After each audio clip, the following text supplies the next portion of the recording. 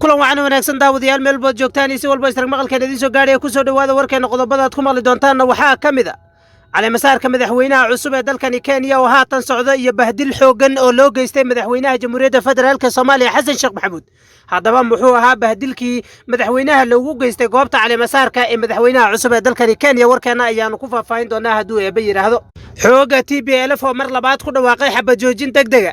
duqeymo xoogan oo ka socda magaalada Maqale ee xarunta maamulka Tigreega xaruntii ugu weynayd warbaahinta Tigreega oo gabi ahaanba cagta la mariyay iyo waliba duqeymo xoogan oo wali ku socda magaalada Maqale haddaba maxay tahay dawladdu oo maalmihii ugu dambeysay ayadana ku dhawaaqaysay xabad joojin shuruud la'aan maxaa khasbay ayadoo waliba wada hadallo ay socdaan in duqeymo xoogan haatan ay ka socdaan magaalada Maqale warkeena ayaana ku faahfaahin doonaa xagee marayeen ama ku dambeeyeen dagaaladii ugu dambeeyay ee ka socday gudaha deegaanka Axmaaradii waliba kan Canfarta inka kaleeto dagaaladii ka socday xuduudda Tigreega ay leeyihiin Eritrea oo ayadana faahfaahin dheeraad ay ka soo baxayaan xuduudda Suudaan iyo Ethiopia oo ayadana dagaalo xoogan ay ka socdaan warkeena ayaana ku eegi doonaa guud ahaan goobihii ugu dambeeyay ee dagaalada dalka Ethiopia ay ka socdaan iyo waliba Abiy Ahmed oo ku sugan magaalada Nairobi halkaasina waxa uu kula balansan yahay inuu kulan la yeesho madaxweynaha Jamhuuriyadda Federaalka ee Soomaaliya oo maalmihii ugu dambeysay ayadana ay soo baxaysay in labada wadan xaaladoodu aysan fiicnayn guud ahaan qodobadaasi kuwa kale ayaanu halkan idinku soo gudbin doonaa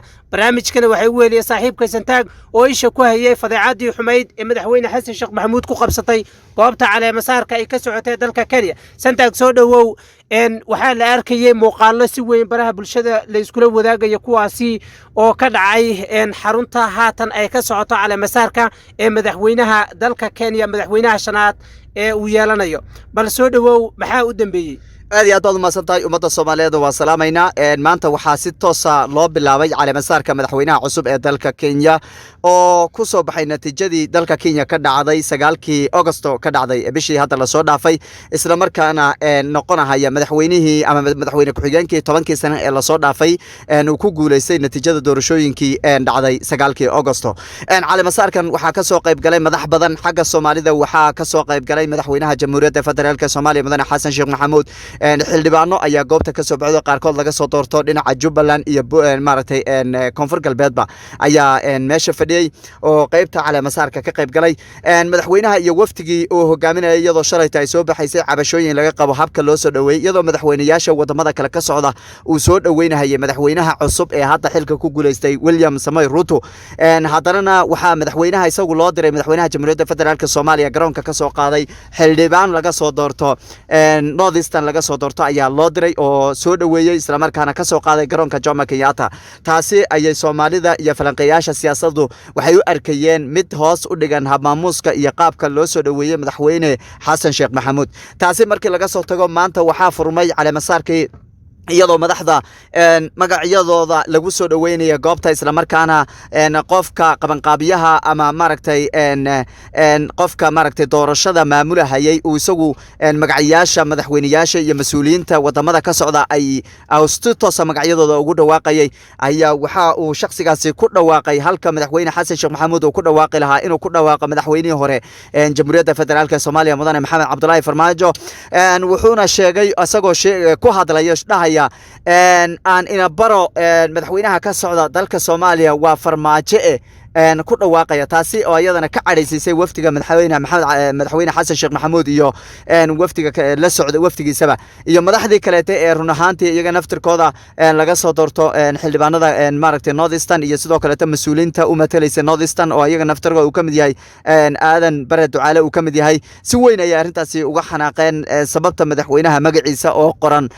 madaxweyne aadan qornayn oo madaxweynihii hore ee xilka ka degay lagu dhawaaqayo isku soo duuduub xaaladda meeshaasi waxay u ekayd soo dhaweyntii madaxweyne Xasan Sheekh Maxamuud ku dhawaaqista madaxweynihii hore ilaawista magaciisa habka loogu soo dhaweeyay naftirkeeda goobta caleemasaarka gabi ahaanba waxay ahayd hab aad u hooseysa oo maaragtay dhaawacaysa qalbiga iyo wada shaqaynta dawladda Soomaaliya iyo sidoo kale dawladda hadda dhalanaysa aad iyo aad Santago tan iyo inta la doortay madaxweynaha cusub ee dalkani Kenya William Samoei Ruto waxaa la sheegayay in xiriir dhow ama xiriir saaxiibtinimo ay lahaayeen madaxweynihii hore ee dalka Soomaaliya Maxamed Cabdullaahi Farmaajo ma la isdhihi karaa arrintan haatan in magaciisa halkaa lagaga dhawaaqo waa mid ay soo diyaariyeen xisbiga haatan talada ku guuleystay dalka Kenya horta lama dhihi karo madaxweynaha hadda talada haya Soomaaliya madaxweyne maxamed ninka la yiraahdo Xasan Sheekh Maxamuud waa madaxweyne la soo doortay isla markaana xilkii lagu wareejiyay maamulaha iyo wadanka haddii xataa xiriirku uusan xumayn ma aha in madaxweynaha hadda xilka ka degay oo hadda saameyn ba aan lahayn in lagu dhawaaqa ma ahayn waxay ahayd in ay ka fiirsadaan sababtoo ah arrintani waxay haday sii socoto waxay dhaawici kartaa xiriirka labada wadan maadaama madaxweynaha hadda xilka ku guuleystay William Samoei Ruto uu yahay madaxweyne si sax ah loo soo doortay Xasan Sheekh Maxamuud sidoo kale uu yahay madaxweyne si sax ah loo soo doorto labaduba laba madaxweyne laba dal oo madax banaan madaxweyneyaal ka ay yihiin calaqaadka labada dal iyo labadoodaba wada shaqayntoodu way u fiican tahay labada dhinacba way u fiican tahay haddii Xasan Sheekh Maxamuud la xumeeyona xiriirka dalka Kenya iyo Soomaaliya iyo sidoo kale tayada naftiga uu xumaanaya oo gabi ahaanba ayaa xumaanaya laba shakhsi oo xumeeyay ma noqonaya laba dal oo xumeeyay ay noqonayaan balse waxa isweydiin mudan xisbigan UDA ee hadda talada haya isla markaana ku soo baxay doorashadii dalka Kenya ka dhacday ee madaxweynahan hadda maanta loo fadhiyo magaca maaragtay cali masaarkiisa loo fadhiyo in waxay ahayd ay ka fiirsadaan cidda ay soo dhaweynayaan iyo maamuuska ay ku soo dhaweynayaan labadaba inay ka fiirsadaan ayay ahayd waxayse u muuqataa in aysan ka fiirsanin hab maamuuska iyo sidoo kaleeto habkii ay mudnayd Soomaaliya in aysan ka fiirsanin ayay u muuqataa aad iyo aad ba mahadsan tahay haddii intaas aynu kaga gudubno bahdilkii iyo weliba fadeexadii ka dhacday goobta cali masaarka ee madaxweynaha cusub ee dalkani Kenya ay yeelanayso Santiago halkaasi waxaa ku sugan Abiy Ahmed waxaana la filayaa inay kulan yeeshaan madaxweynaha jamhuuriyadda federaalka Soomaaliya iyo weliba Abiy Ahmed maalmihii ugu dambeysayna xiriirkoodu kuwa fiican ma aysan ahayn oo labada dal waxaa la sheegayay inay la kala safan yihiin dagaalka ka socda gudaha dalka Itoobiya bal adoo soo koobayo maxaa halkaasi ka soo bixi kara horta ra'iisul wasaaraha dalka Itoobiya iyo madaxweynuhu waxay iskugu imaadeen goobta cali masaarka nin walbana wuxuu imaaday cali masaarkaasi inuu ka soo qayb galo si xiriirka dalka Kenya iyo wadankiisa loo hagaajiyo midan labada Soomaaliya iyo Itoobiya u dhaxaysana waa ka gaar oo barnaamijka hadii ay jiraan shakhsiyaad iyagu ama gudi maaragtay labada wadan isku dhexaadinaya ayadu waa macquul inay kulmaan oo meesha iskugu imaadaan balse ballan labadooda u dhaxaysay oo Nairobi aan iskugu imaana ama calaaqaad fiican oo u dhaxaysay tan iyo intii madaxweyne Xasan Sheekh Maxamuud la soo doortay ma jirin balse Itoobiya iyadii maaragtay way gubanaysaa dagaalo badan baa ku socda jahooyin badan leh Suudaan naftirkeeda dagaalo iyo kuwa jabhadii baa maaragtay si xoogaystay iyadoo waliba hadda maalmahan soo socda habal la sheegayaba inay kuwii Tigreega ugu darnaa la jabiyay bal waynu eegi doonaa kulankooda iyo wixii uu ku soo dhamaado iyo waxyaabaha ay ka wada hadlaan waanu eegi doonaa balse heshiis u dhaxeeyay Itoobiya iyo Soomaaliya oo Nairobi aan iskugu imaana ma jirin waxa la iskugu imaaday waa cali masaarka madaxweynaha dalka Kenya ee cusub ee cid walbana ay ka qayb galayso aad dabcan waxaa jirtay ayaa la leeyahay wafti labada dhinac ka kala socday kuwaasi oo ku sugnaa isbuuc ka horna halkan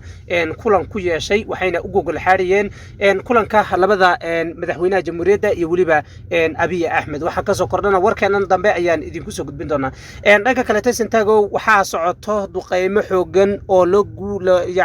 loo geysanayo dadka shacabka ee ku dhaqan gobolka Tigreega gaar ahaan magaalada Makale gabi ahaanba waxaa cagta la mariyay xaruntii TV-ga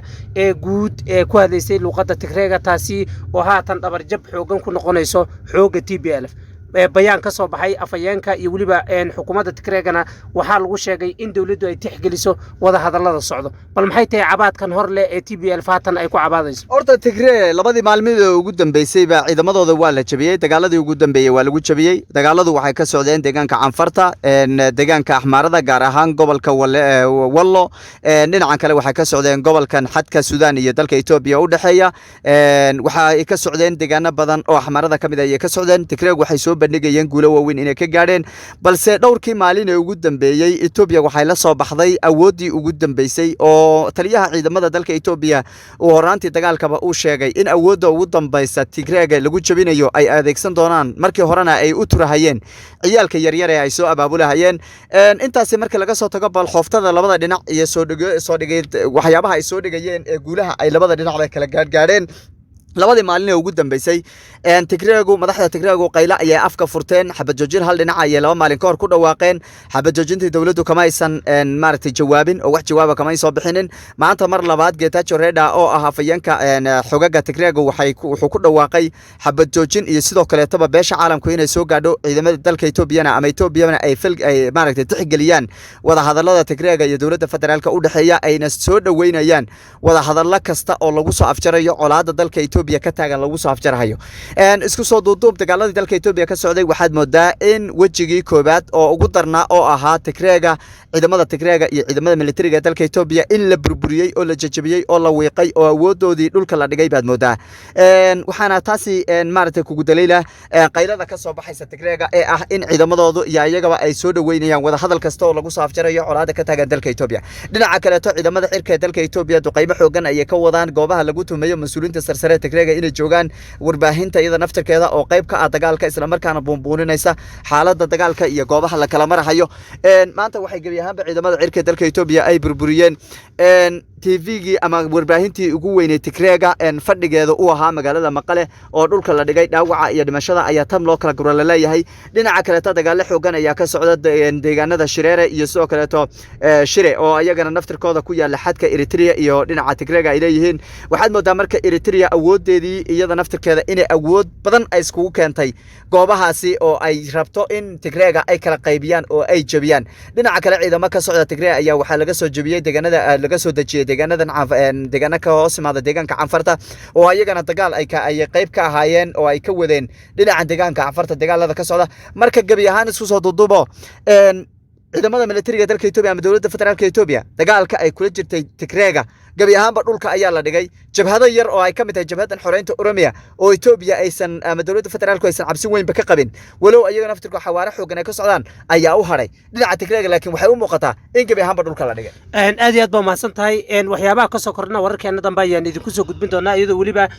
haatan ay socdaan wada hadallo u dhaxeeya dhinacyada waxaana la filayaa in wada hadalladaasi ay noqdaan kuwa midho dhali doono waxaana wada hadallada looga faa'iideysan doonaa xafladda oo madaxda intooda badan ay iskugu yimaadeen madaxda caalamka gaar ahaan madaxda Afrikaanka oo ayagu galaangal ku leh dagaalka ka socda gudaha dalka Ethiopia lana kala safan labada dhinac waa xooga TPLF iyo waliba dhanka dawladda Abiy Ahmed gudaha warkeeni intaas iyo naga dhayahay inta warka ku kulmi doono waxay naga tagay sidaas iyo amaan Allah